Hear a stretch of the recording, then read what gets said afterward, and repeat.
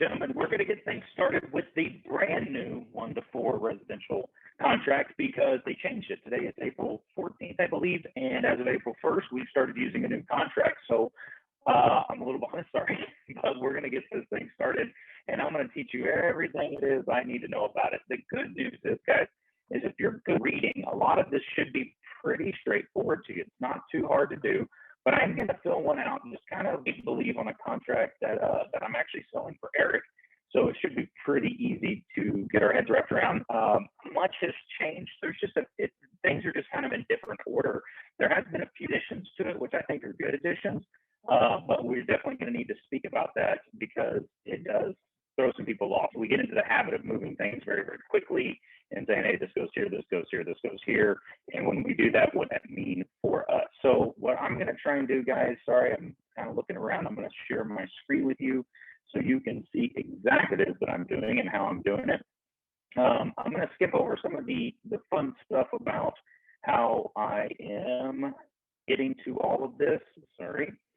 All right. And how we're going to be getting to all this, but use Zip Forms, guys. I go through TexasRealEstate.com and then I get into Zip Forms, but I just want to pull one of these up just so we can see it. So the new 1-to-4 residential resale contract. Okay, so this is for any property that has 1-to-4 doors. Could be a duplex, could be a triplex, could be quadplex. This is going to be the vast majority of properties that we do sell on a day-to-day basis. This is the new one as of the first. So the first thing I want to point out, guys, is that it does at the beginning of it's exactly the same, right? Parties. This party, the contour. So when I go through one of these things, I like to use Zip Forms. Again, you can handwrite them, you can use dot-loop, you can use whatever you want. Doesn't matter. Should still be this form right here, guys. It was promulgated right at the end of the year. So as you see right here in the corner at 11/10, this was actually promulgated, meaning it's been sent out. Hey, you can use this, but it became mandatory as of April 1st. So 21. So you want to make sure you have this date in the upper right-hand corner so you know it's the most recent. That is the correct one that we're using. And let's go through line by line. Seller 1, the first name of the seller, and landlord or sub-landlord.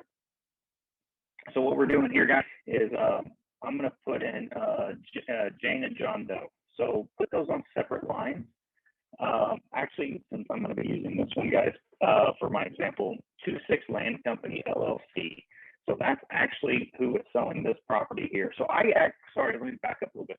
I like to go to BCAT, or the County Appraisal District. So this one happens to be in Bexar County because it's going to have the most accurate information, especially when it comes to legal descriptions and things like that. A lot of times you need to be very, very careful about how this reads because if you're in an MLS, it's going to say see broker sometimes. It may have only one of the people's names to kind of save yourself from having to do amendments. I go to the CAD because this is what was filed on the deed that was registered with the county. So I see that this one's 6 Landco, so I'm actually going to change this out. Oh, sorry, this is the buyer. Sorry, so I do like that. Never mind. We're going to say Jane Doe and John Doe. The seller, oh good Lord, Colin, engineer. The seller is exactly as copied, excuse me, because they are the current owner. And Jane Doe and John Doe will be buying this property. So as you can tell, one of the nice things about using Zip Forms is it puts it in there correctly. Please remember, if they have middle names, you should probably do this, Jane Marie Doe, and we'll say it's John Stephen Doe. So we can have very, very clear who it is. This helps title whenever we're just trying to clear the title, make sure that there's not a bunch of random people on here that you've never seen before, especially if they have a common name. The next thing I like to do is we have to identify the property. What I do when I identify the property, guys, is I actually take the entire legal description right here, and I just copy that into the third part of this. And then I go back here. So it's obviously lot 25 from that description and block 5. I like to leave this entire description in here. I've talked to a lot of title or escrow agents. They really like having this entire thing in here just to make sure you didn't mistranscribe something, because for some reason they have lot first and block second, but almost every single thing I've ever seen has it the other way around. So if you just copy and paste this, it kind of really helps them find out what's going on. The next one, guys, is the city. Actually, I think this city is not San Antonio. It is in San Antonio, sorry. I thought it was one of the enclaves. So we're going to put in the city. the county of Bear, and also known as, and you're going to put, guys, if you can read, it's so easy. Most of y'all should be able to read, but what it's asking for here is not the full address. It just wants the address and the zip code. So the address is 5722 Timber Bend. And then and then you go to the next section over here, and we're just going to put the zip code of the property in 78238. Should be pretty easy. Now, the next part is what exclusions. As a reminder, guys, exclusions are anything that does not traditionally, or that would traditionally convey, that does not. So maybe in here, like a stove would be a good example. Like the stove normally conveys, but an exclusion would be something that does not convey. That's typically conveying. A stove would normally convey, a dishwasher would normally convey. If they're saying, no, I'm taking that with you. A perfect example that I actually ran into not too long ago is the sellers had a big chandelier put in over their soaking tub. She said, no, I want that chandelier. I went to 7,000 shops to find it. I want that chandelier. So I had to put in there chandelier above, the tub, the bathtub, and the master bathroom. Most of the time, I usually don't fill anything out. The sell price, guys, when you're filling out the sell price, if there's a cash portion of it, let's say we're doing 200,000, they're going to put 25% down just to keep my math simple. And we will be inserting a third-party financing addendum. Guys, third-party financing addendums are for anybody that is using any kind of loan, Even if it's a VA loan and they're putting 0 down, that's fine. You still need to put the third-party financing addendum in there. The loan assumption addendum, I don't use this much, but that is whenever somebody's taking the loan that is currently in place and changing it to their name. There's a few loan types that allow that. It's few and far between nowadays. Or actually, it's probably picking up because loan rates are so low, they're going to want to try and get you into the higher one. Or a seller financing addendum. Make sure you have that in here. And we're saying we're putting $50,000. Oops. We're doing $50,000 down for a total of 200. This next part, section 4, is what is new, guys. This section right here, section 4, is new. Here in Texas, or everywhere really, but here in Texas, we do have different leases that are in place that when the property is sold, those leases do convey with the property. If I have one of my rental properties and I want to sell it, but my lease is not up, I am obligated to abide by that lease. That person, if they're in there for 12 months and 2 months into it, I decide to sell it, they still have a right to lease that house for 10 more months. So if I do that, that lease will convey with the property. You can buy it and sell it all day long. That's fine, but you can't kick them out because you decided to sell it. Okay, the laws do protect the tenant in that case. So for example, if there is a residential lease, you need to check this box.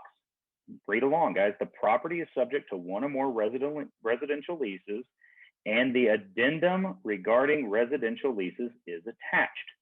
Guys, you have to add that addendum. So real quick, I'm going to save this. It is the addendum regarding residential leases. It's easy to find. So if I'm back in my home screen here, residential lease. Addendum regarding residential leases. So guys, if you've got to read this contract, if there is a lease in place, you're going to have to provide that and attach it. Now, the scope of this video is not going through this right now, and just to save time, I'm not going to do that. But if there is a residential lease, you have to attach that addendum. Pretty self-explanatory. A fixture lease. Fixtures on the property are subject to one or more fixture leases. Solar panels, propane tanks, water softeners, or security systems. This is huge because a lot of people don't realize that when they get solar panels installed, most people finance them. 0% financing, you save all this money, but there's still a 10-year lease on those things. And it's becoming more and more prevalent. I see a lot of solar panel and water softener leases. Every now and then I'll see security systems. Most of them are dropping the lease on that, but you will see it. Guys, if they have a lease on that, you need to talk to your sellers, or it should be disclosed in the MLS. You need to add that on there. And look, guys, right here. And the addendum regarding fixture leases is attached to this contract. Same thing as the residential that I just showed you, guys. If you click this box, your offer must include this because it's non-negotiable. It doesn't say, oh, I'll get it to you later. No, it needs to be attached to this contract. So as you fill this whole thing out, guys, you need to make sure you're doing that. Natural resource lease. That's a big thing here in Texas, right? Do they have the mineral rights to that property? Are they leasing out part of the land for oil? Are they leasing out part of the land right here, water, wind, or other natural resources? If they have, the seller has delivered the buyer. This is the only one that changes a little bit, or the seller has not provided a copy of that lease. These tend to be a little bit more complex. So natural resource leases tend to be written by lawyers. They're not promulgated because they're just more complex. Therefore, there's not really an addendum for them, guys. So what you need to say is like, have I received it or have I not? If they've listed it in the MLS where you can just pull it up and take a look at it, great. Then you say, I have received it. Some people do that with the seller's disclosures. They can also do it with a natural resource lease. If they have not provided that, again, fill in the blank here. You got 10 days to get it to me, 5 days to get it to me, whatever is reasonable. I would suggest that you talk to the other realtor, the listing realtor, if you're acting as the buying agent, and say, hey, what's a reasonable timeline? I mean, are they in state, out of state? You know, what's going on? Can we find it? And make sure that your buyers are comfortable with it. If you are the listing agent, I highly recommend getting these ahead of time. Put it in the MLS. That way you don't have to mess with it again. Now, if none of these are in place, guys, you do not have to check any of these boxes. Just leave them all blank. If none of it, if it's just a traditional sell, leave them all blank. Super, super easy, guys. Leave them all blank. Moving on to section 5. Now, this is another slight change because of the way that most people do business. What's happening here is we no longer, in the old days, you used to take the earnest money and you would take that to the title company and you would deliver the option fee and you would give that to the seller themselves. Okay, you had 3 days to do both. Now we're just saying, hey, look, we're tired of chasing people around.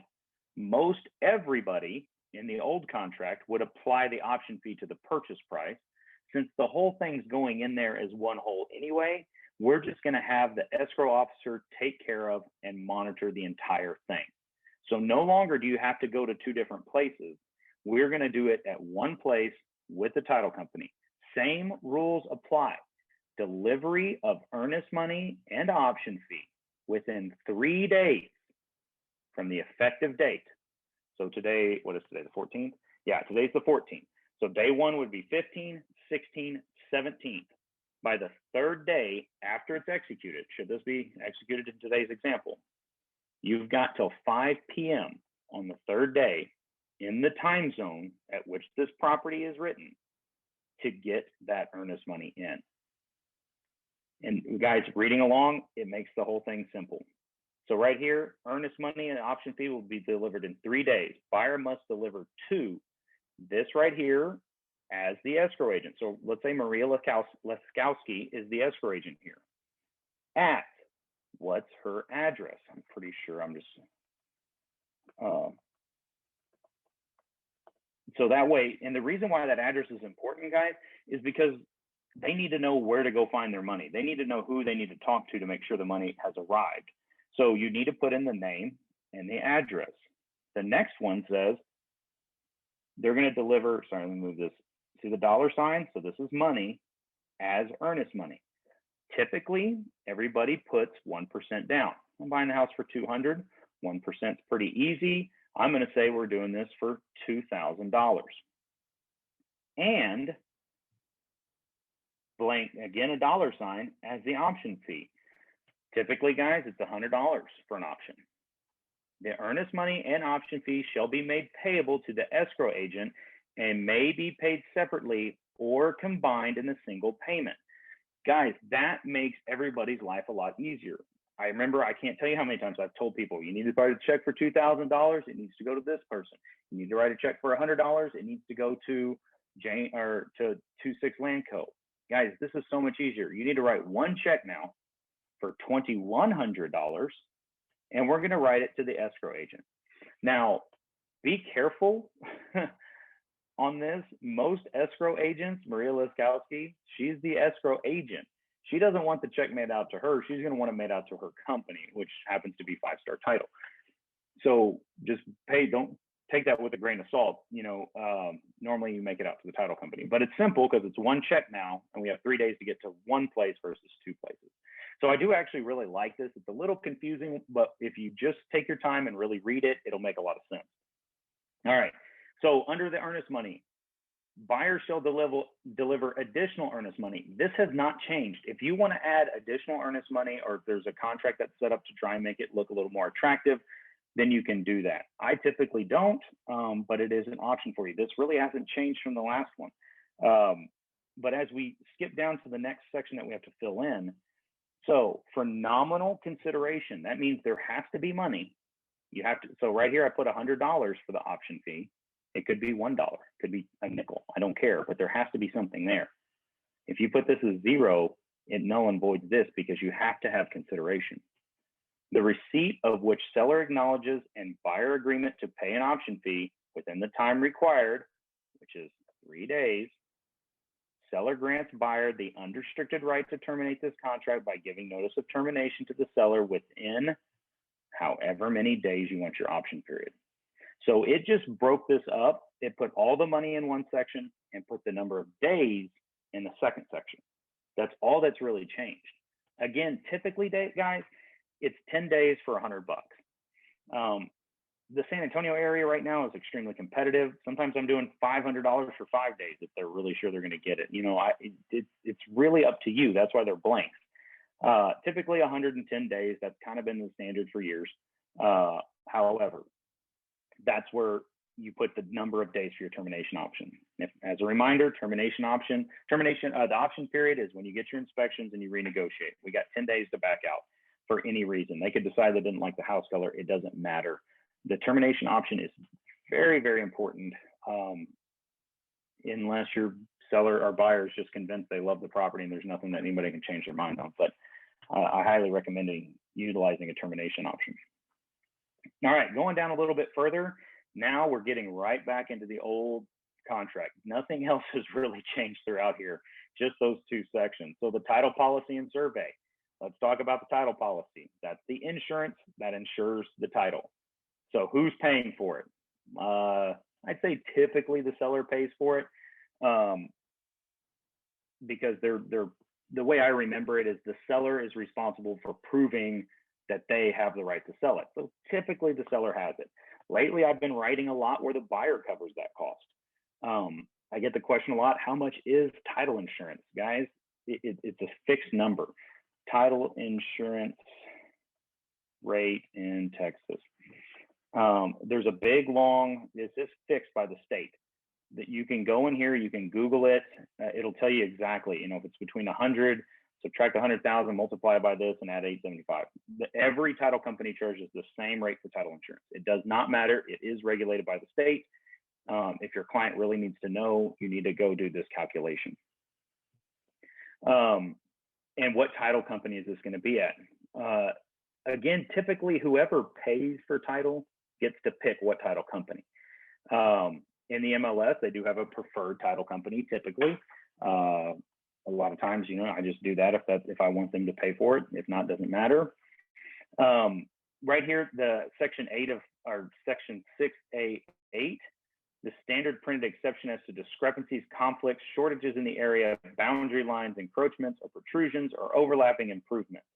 If there's something weird on the title, are we going to insure it? It will not be amended, so we're not going to insure it. Or we are going to insure the weirdness on the title. I have a whole separate video which really digs into this.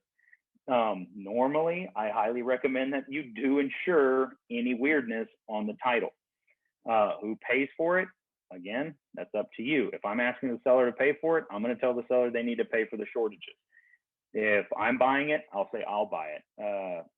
Unless you're just 100% sure that title is going to be super clean, I highly recommend doing that. You do amend to read the shortages and who pays for that additional insurance.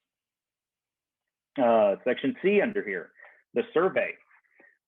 Once again, if you have a survey, if the seller has a survey and they have not made any changes to the property, to the footprint, to the fencing, they haven't added anything, no permanent structures have been modified, you can reuse that survey. sometimes, most of the time. It's ultimately the bank's decision. Whoever's borrowing the money will determine if you can use that survey. So the first box under survey says within whatever, 5 days, I don't know, whatever day you want to put. Normally I give them about 5 days. As the effective date of this contract, the seller shall provide me a copy of that survey and a T47 affidavit.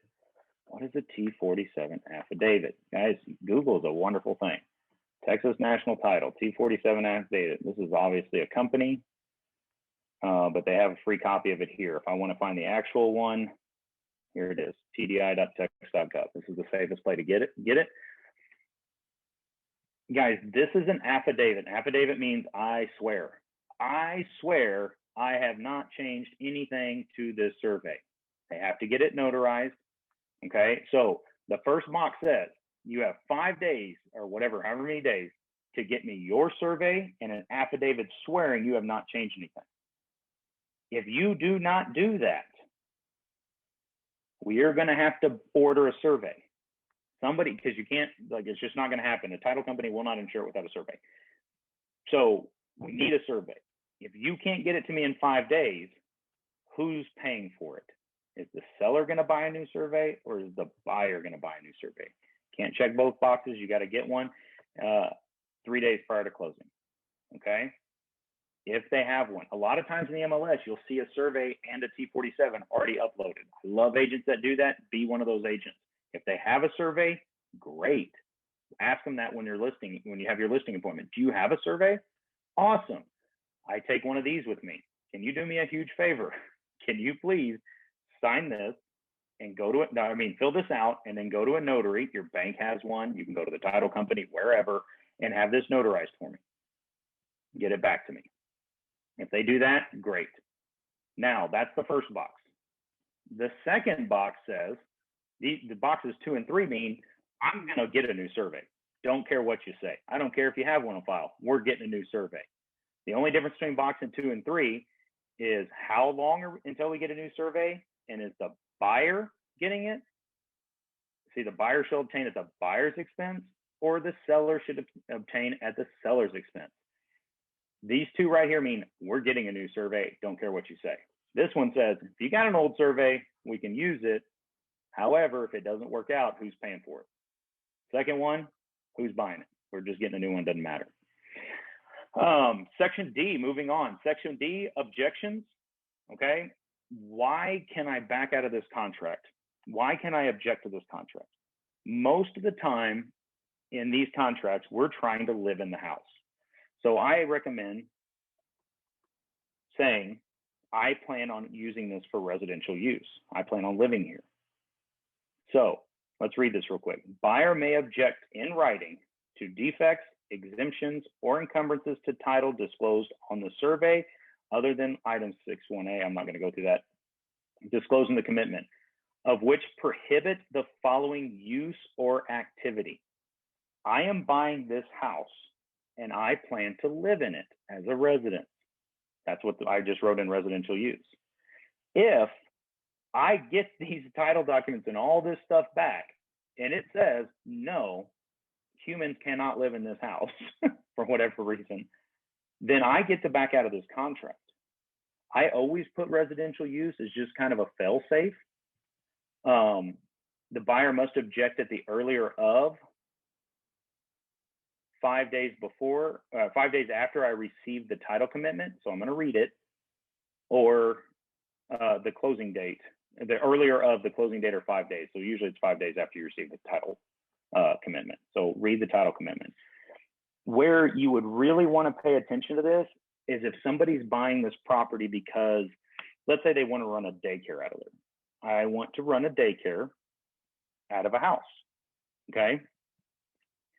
There will be covenants, restrictions, if it's in an HOA in particular, that say you cannot run a business out of here.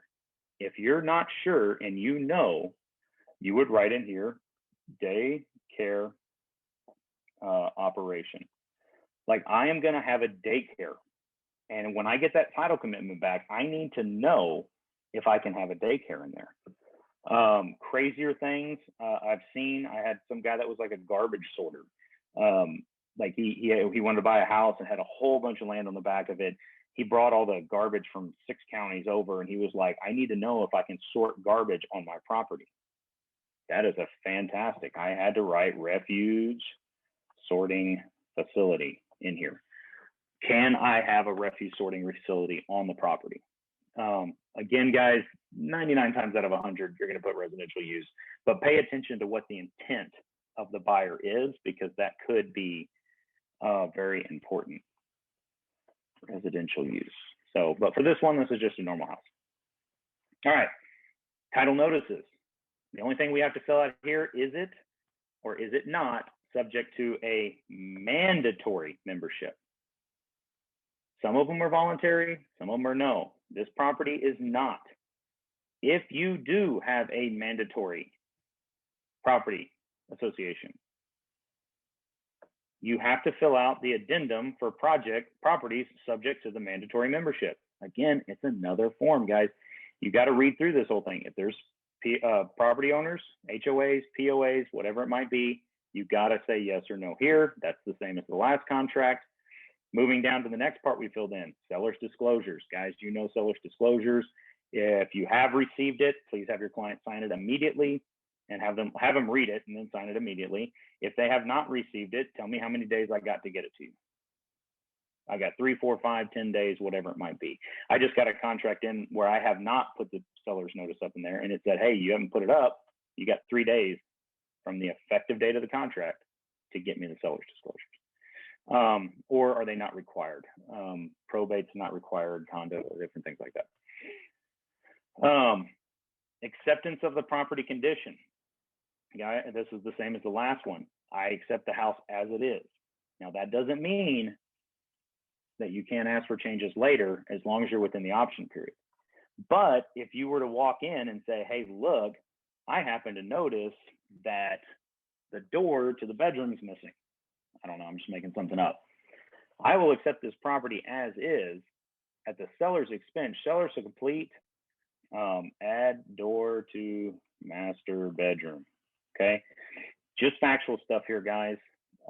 Nothing too far off. But if you just see something that they're like, hey, I will buy this property if you do this. I will buy this property if you fence it with barbed wire fence around the entire 40 acres. I will buy this property, you know, whatever it is. Again, 9 times out of 10, I check the top box. Well, let me get it inspected, and then I'll make a list of demands during the option period. Going down here to section H, residential service contract. That's the home warranty. How much is it? Normally I put $650, kind of depends on if they have a pool. I like that number. That tends to buy them 1 year of a residential service contract with some upgrades, different stuff like that. It's a negotiating tool. I get also another question just while I'm rambling right now. I get a lot of people going, well, what home warranty company do you recommend? I don't recommend any of them, guys. You can, it is legal for you to recommend a company, and then you have to have them fill out an additional form if you're getting a kickback. I don't like recommending them because I've never known anybody not to be upset with a residential service company before the end of that year. Like, I tell them that. I was like, hey, look, they're helpful to have should anything just explode. I would recommend getting one. I don't want to recommend one because for some reason they all just seem to be very difficult to work with. So I let them shop. I just tell them, just shop home warranty. And if you Google home warranty, a million of them come up. Here, I'll show you real quick what I'm talking about. And I just tell them, Google home warranty. Here we go, right here. First one that comes up, American Home Shield, select home warranty. I mean, there's a million of them. They're rated. They're, you know, I just tell everybody, do your homework, pick one that you want. They don't have to pick this until they close. But if you want the seller to pay for the first year, it is a good idea to do that. I do recommend it. Right here, section 8. This has moved. This used to be section 4. It is now section 8. This is where you disclose your relationship to the buyer or seller if they happen to be family or yourself or anything like that. So let's read it real quick. Texas law requires a real estate broker or sales agent who is party to a transaction. That's you. You're always party to a transaction, right? Or acting on behalf of a spouse, parent, child, business entity, or in which the broker or sales agent owns more than 10% or a trust where the sales agent acts as trustee. Guys, if you are working with your mom, your husband, wife, one of your children, or a business that you own more than 10% of, or act as the trustee for. So guys, buyer's agent is the spouse of the buyer, okay? You have to disclose if you are related to any of these people. One of the big ones for me, because I do investing, and again, we really encourage you to do investing, is I say, because if I'm doing this in my LLC, principal member of the purchasing company is a licensed real estate agent in Texas, okay? That's if I'm buying one. Here's what's interesting about this one. This is Eric's company, 26 Landco, all right? He is a licensed broker, so principal member of the selling company is a licensed real estate, because this is Eric, not me, broker in Texas. So we need to disclose our relationship with anybody in this contract that is a spouse, parent, child, business entity, or you own more than 10% of, or you're trustee of. Closing date, pretty simple, guys. I wouldn't say December 20. I don't know why that's so weird in there. Let's say if I sign the contract today, we'll have it closed by the 21st of May. That's easy. Possession, closing and funding. We don't want the house until everything is signed and all the money's gone through, or, hey, I need to lease this thing ahead of time or afterwards or whatever it is. There's a whole nother video about dealing with temporary leases. Most of the time it's closing and funding. Special provisions. This is the same as the last one, guys. Do not put anything in special provisions unless you have spoken to your broker about this. This is legally binding. It needs to be lawyer talk. You cannot put any cutesy anything in here without talking to your broker. I don't care how many times you've done it. If you add something to special provisions, you need to talk to somebody. Just period, the end. Very, very seldomly do I add anything to special provisions. Settlement and other expenses.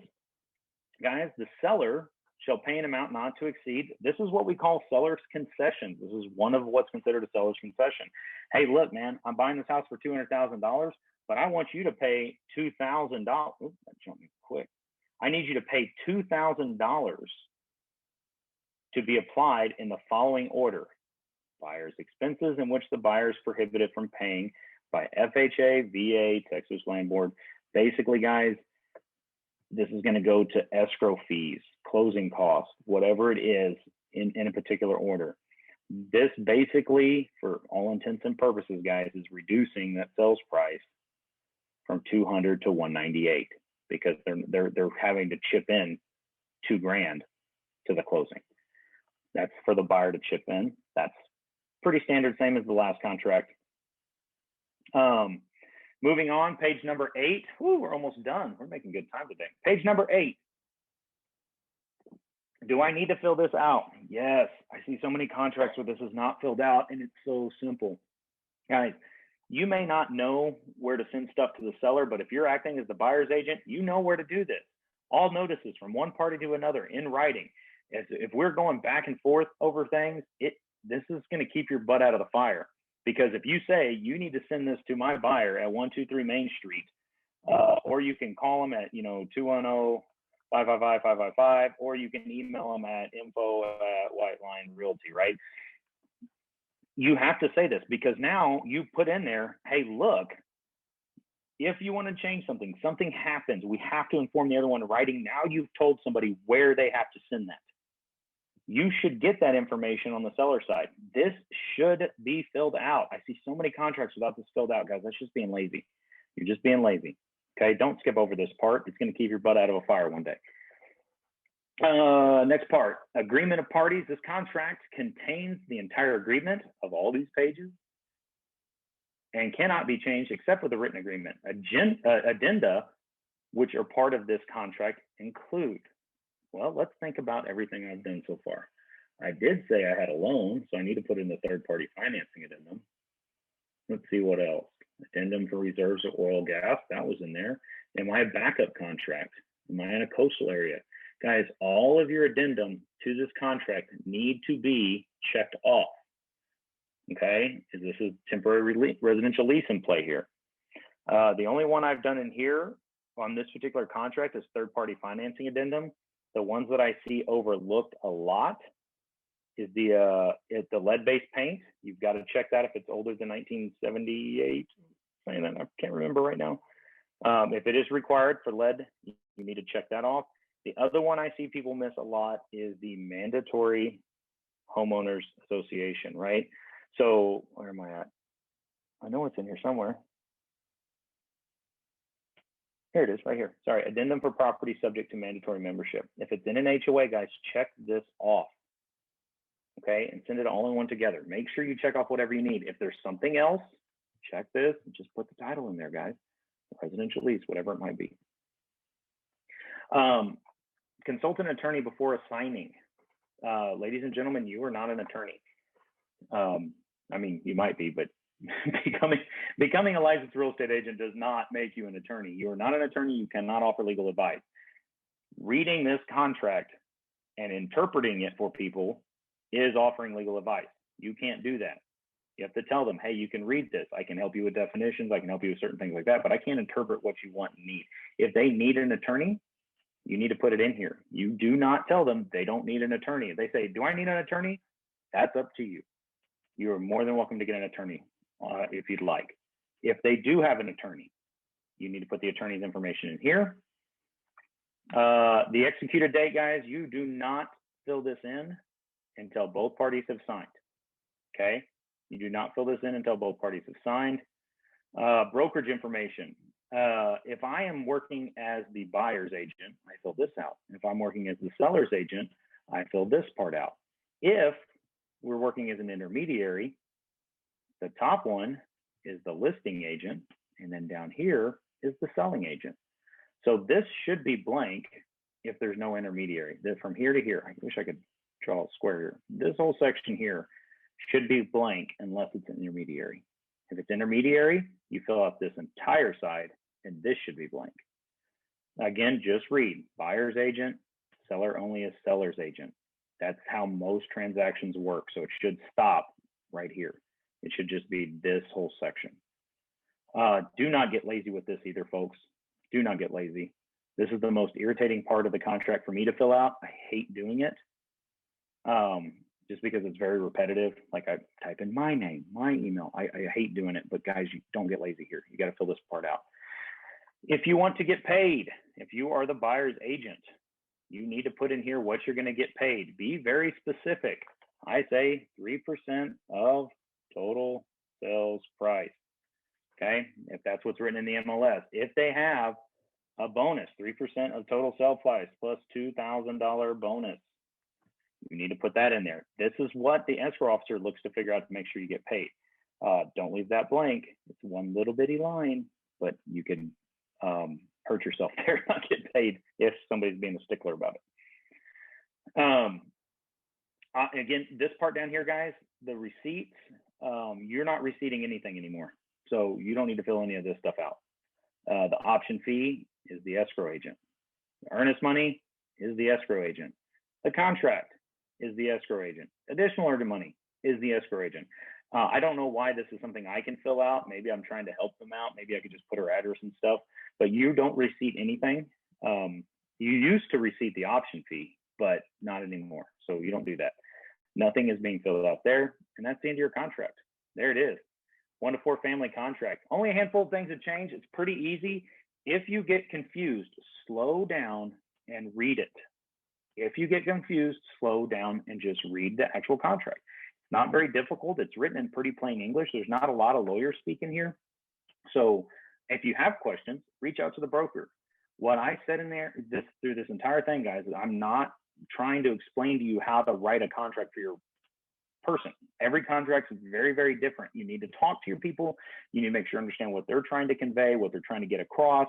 Make sure that you understand it, review it with them, sit down and write it with them. Don't just say, oh yeah, I'll write it up for you. Maybe you need to go through it line by line with them. It takes some time, but that's what you're getting paid for, guys. So Take your time, read it. Questions, call your broker. Don't assume. Do not make any assumptions. That's how we all get in trouble. Is you're like, oh, that's got to be what it means. A quick phone call, a quick text. We're always real good about getting back to you as quick as we can. But that's our new contract. So enjoy, go have fun, go write lots and lots and lots of contracts, because that's how we make money as real estate agents. And Paul, if you got questions, talk to y'all later. Bye.